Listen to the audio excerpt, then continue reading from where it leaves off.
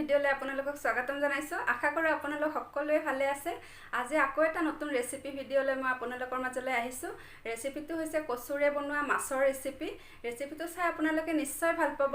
বলকচোন ৰেচিপিটো ষ্টাৰ্ট কৰো।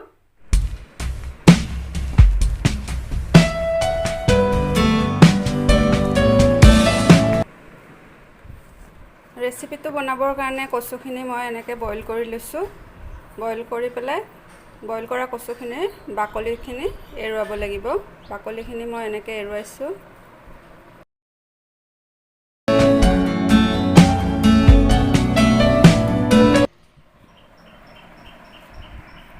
কচুখিনি মই বাকলি গুচাই এনেকৈ ডাঙৰ ডাঙৰকৈ কাটি লৈছোঁ।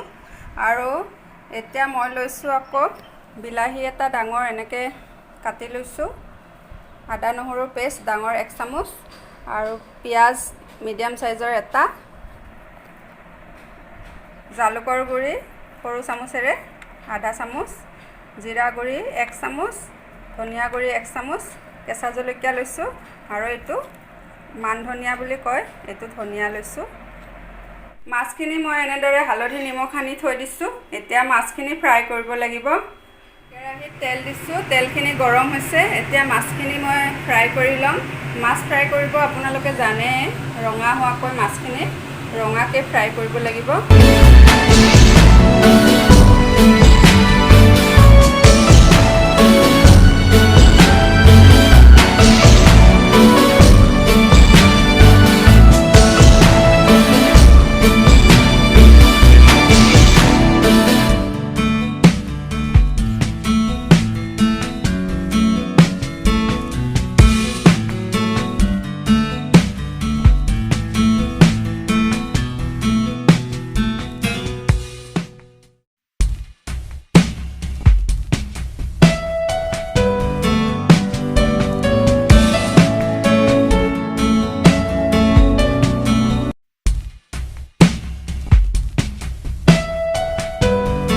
মাছখিনি মোৰ ফ্ৰাই কৰা হৈ গ'ল। আপোনালোকেও এনেকৈ ৰঙাকৈ মাছখিনি ফ্ৰাই কৰি ল'ব কাৰাকৈ। আৰু সেইখিনি তেলতে মই ফুৰণ দি দিছোঁ আৰু পিঁয়াজ দি দিছোঁ। এইখিনি এতিয়া ভালদৰে ভাজি ল'ব লাগিব।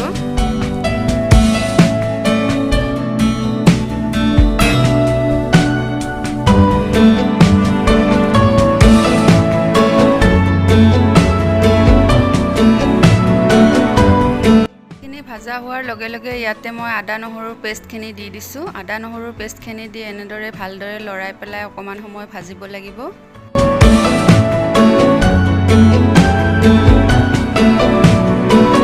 পিঁয়াজখিনি আৰু আদা নহৰুৰ পেষ্টখিনি এনেকৈ ধুনীয়াকৈ ভাজ খোৱাৰ পিছত ইয়াতে মই বিলাহীখিনি দি দিছোঁ। বিলাহীখিনিও এনেদৰে ভাজিব লাগিব যাতে বিলাহীৰ কেঁচা কেঁচা ভাৱটো নাইকিয়া হৈ যায়। এতিয়া ইয়াতে মই হালধি দিছোঁ, নিমখ দিছোঁ সোৱাদ অনুযায়ী আৰু জিৰা ধনিয়া গুড়ি গোটেই গুড়ি মছলাখিনি ইয়াতে মই দি দিম।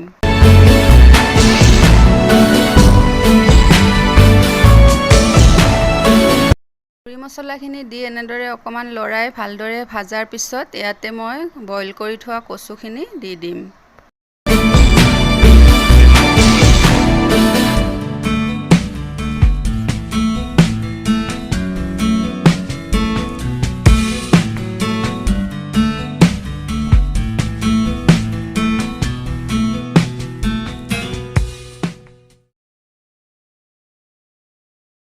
কচুখিনি দি এনেদৰে আৰু অলপ সময় ভাজিব লাগিব।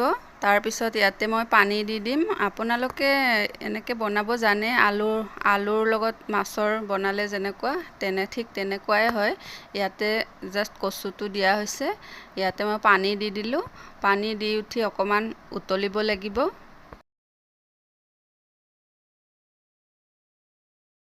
এনেদৰে জোলখন যেতিয়া ভালদৰে উতল আহিব তেতিয়া মই ইয়াতে ভাজি থোৱা মাছ কেইপিচ দি দিম। দি পেলাই এনেকৈ আৰু অলপ সময় উতলাব লাগিব। তাৰপিছত কচুৰ সৈতে মাছৰ জোলৰ তৰকাৰী ৰেডি হৈ যাব।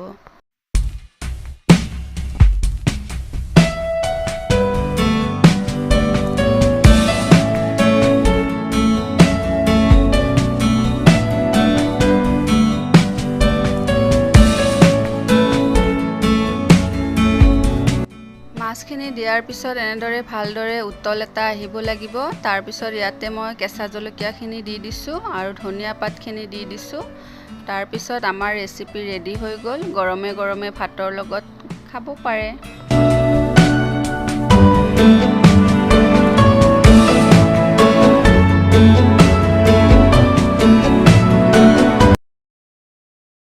ৰেচিপিটো ৰেডি হৈ গ'ল। এনেকৈ আপোনালোকে বনাই খাই চাব, বহুত টেষ্ট হয় আৰু ইজিও হয়, বেছি টাইমো নালাগে। যদি ভিডিঅ'টো চাই ভাল পালে like, comment, share and subscribe কৰি দিব আৰু কাষতে থকা বেল আইকনটো দবাই দিব, যাতে মোৰ আহিব লগা ভিডিঅ'বিলাকৰ ন'টিফিকেশ্যন আপোনালোকে আগতীয়াকৈ পাই যায়। আকৌ নতুন নতুন ভিডিঅ' লৈ আপোনালোকৰ মাজলৈ আহি থাকিম। তেতিয়ালৈকে চাই থাকক মোৰ ইউটিউব চেনেল। আজিলৈ আহিছোঁ, বাই বাই।